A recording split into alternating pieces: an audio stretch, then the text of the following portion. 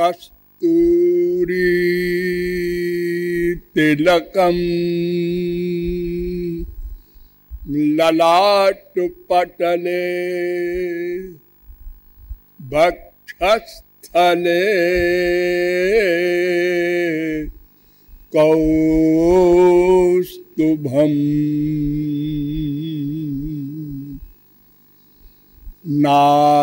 नासाग्रे वरमौक्तिकम् करतले वेणु करे कंकणम्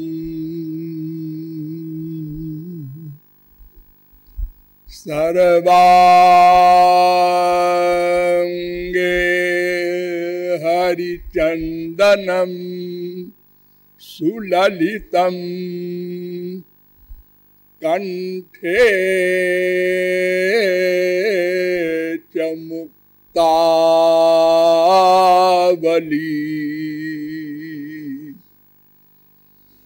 गोपस्त्री परिवेष्टितो विजयते गोपाल चूड़ामणि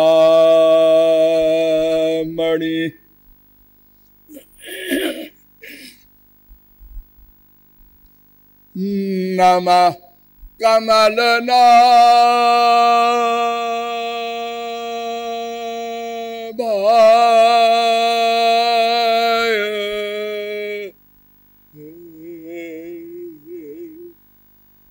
नमः कमलमालिने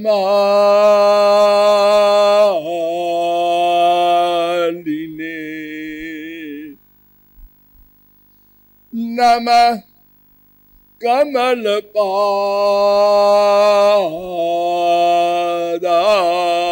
कमलपादाय नमस्ते कमलेक्षण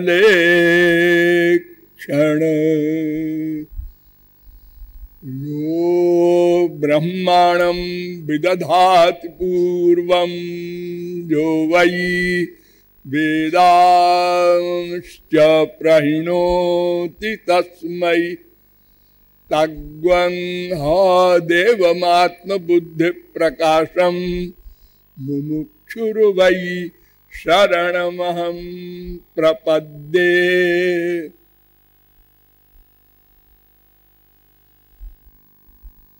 वृंदारक वृंद बंद्य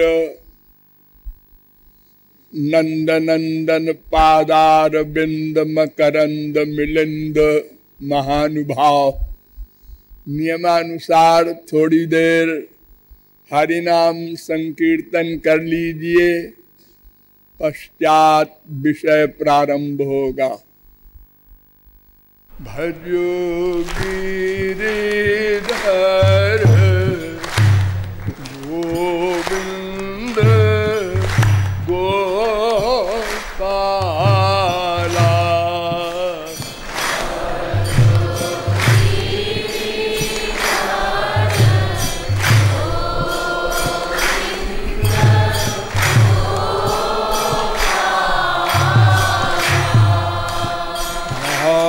भजो गिरिधर गोविंद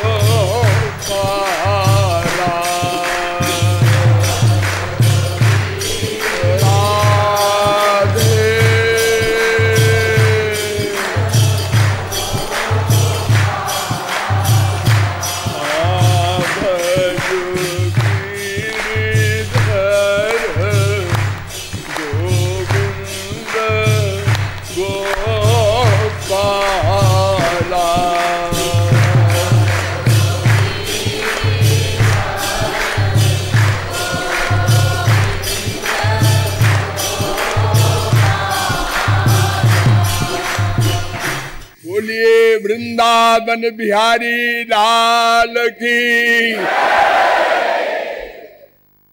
अब आप लोग सावधान हो जाएं। मैं कौन हूं, मेरा कौन है,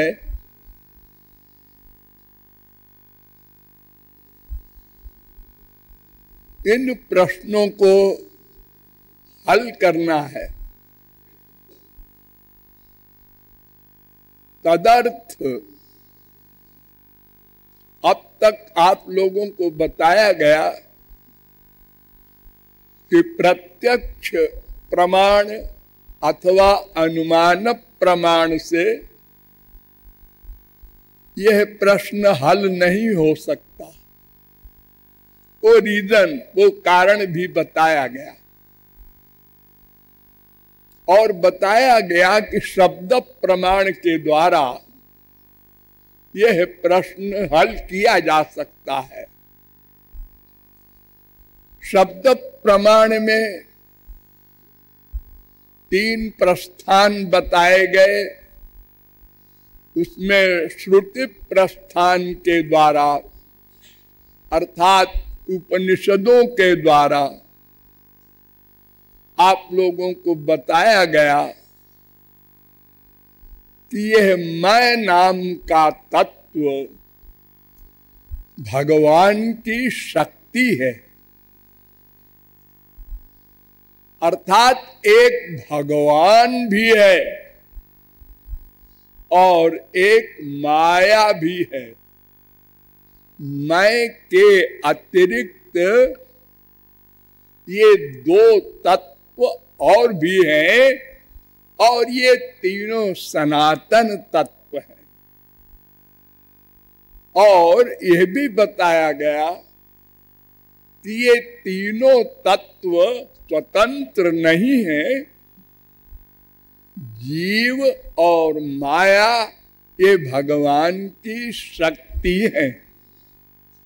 इन दोनों में माया शक्ति जड़ है और जीव शक्ति चेतन है।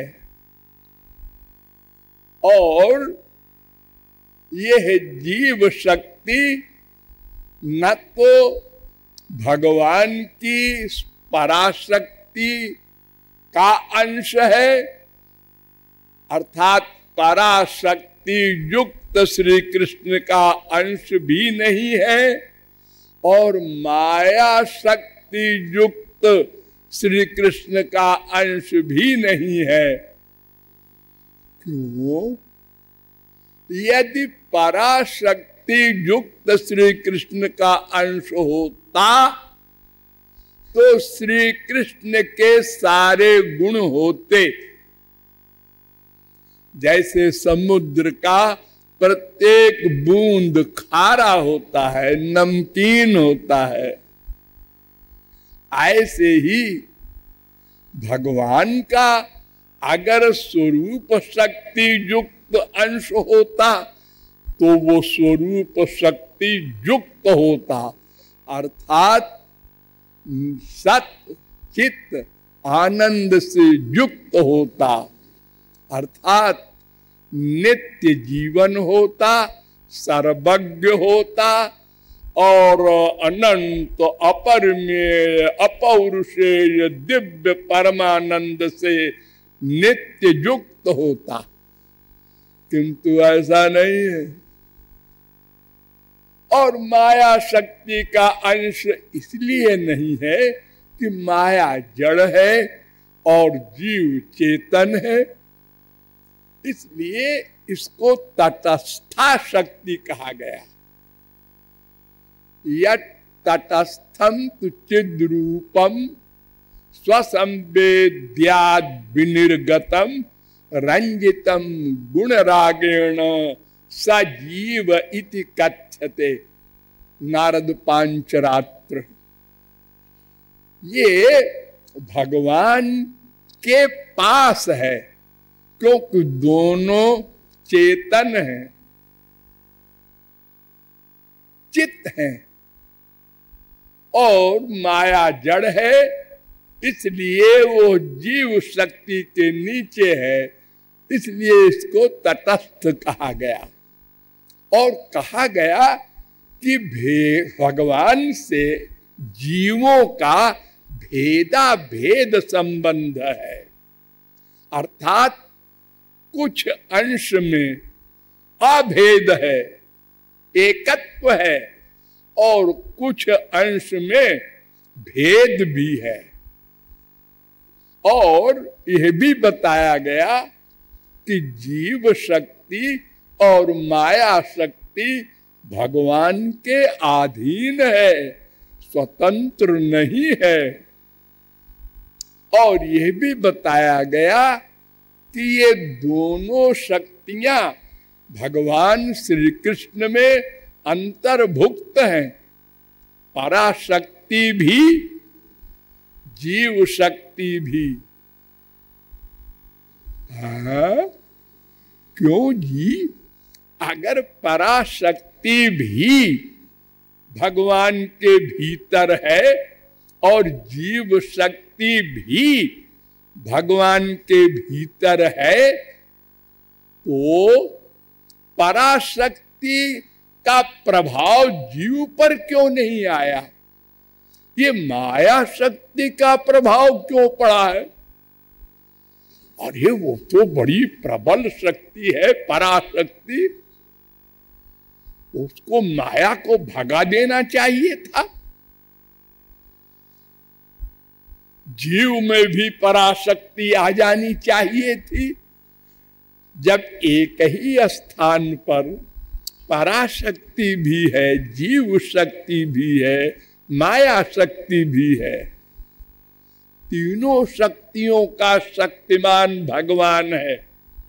जैसे आग प्रकाश भी करती है, जलाती भी है, तो ये दोनों शक्तियां एक जगह रहती हैं आग में।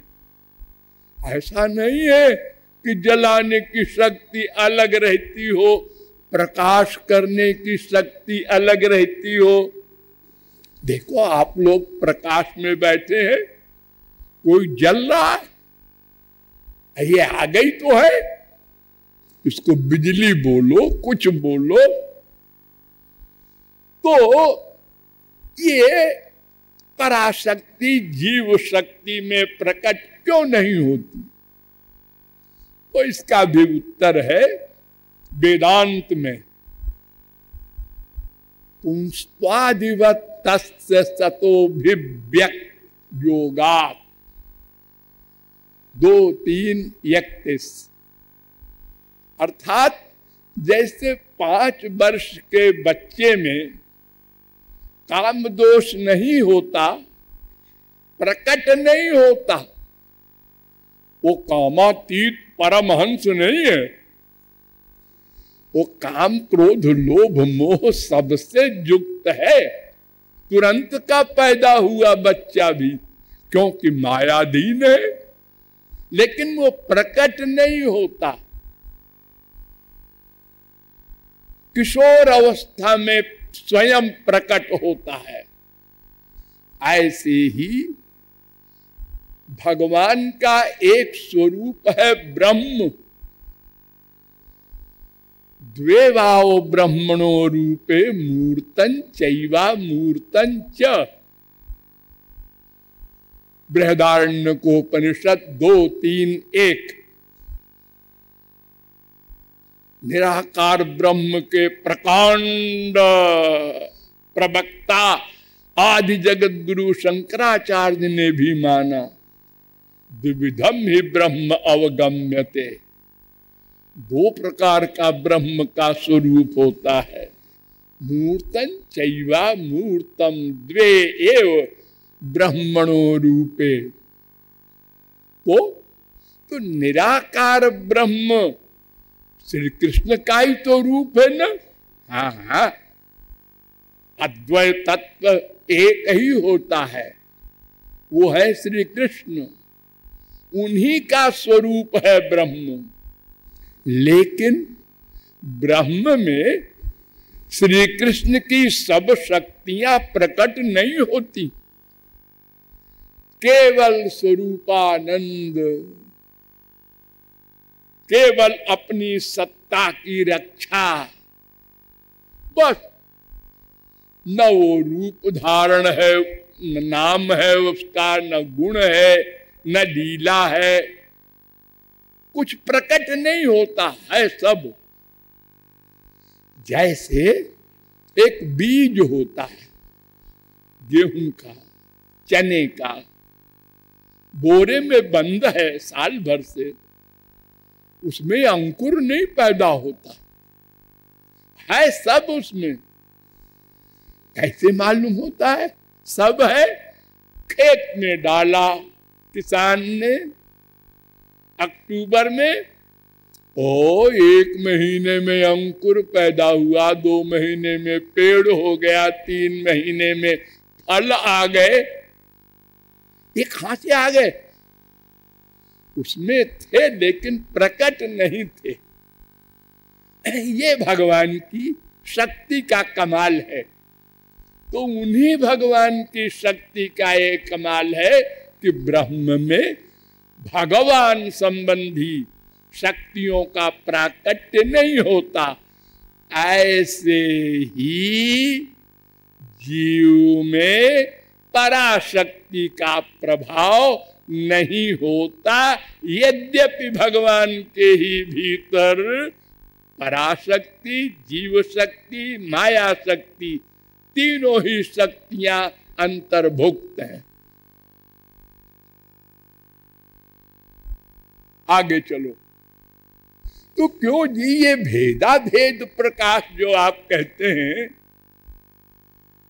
इसको जरा डिटेल में बताइए, क्योंकि हमारे संसार में तो ऐसा नहीं होता।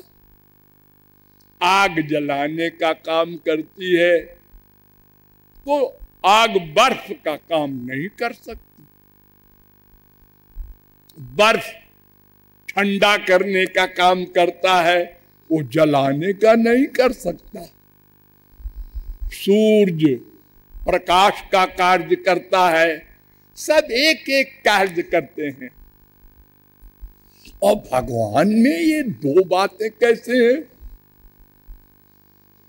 हमसे भगवान से भेद भी बताते हैं आप और अभेद भी बताते हैं। हाँ, क्यों? पहले एक फिलॉसफी समझिए। शक्ति और शक्तिमान, ये 2 पर्सनैलिटी होती हैं। इनमें भेद भी होता है, अभेद भी होता है। देखो, घड़ा है, अगर आपको सुराही मंगाना है तो आप क्या बोलेंगे? ए सुराही लाना। आप ये तो नहीं बोलेंगे ए मिट्टी लाना। अरे मिट्टी का तो है सुराही। सोने का ही कुंडल बना, हैदराबाद टॉप से लाना। अब ये तो नहीं आप कहेंगे कि श्रीमती जी सोना मंगा रही हैं। एक है, लेकिन फिर भी भेद है व्यवहार में। तो भगवान भी चित्त है। चित्त माने चेतन, और हम भी चित्त हैं माने चेतन। अरे यही तो हमारा कमाल है। जीवत्व क्या? चेतना, बस। इस जड़ माया में और हम में क्या अंतर है? वो जड़ है, मैं चेतन हूं। हमारे हाथ पैर आंख नाक सब काम करते हैं, जड़ वस्तु के कुछ नहीं है। हम स्वयं चैतन्य हैं और जहां रहते हैं उसको भी चैतन्य बना देते हैं।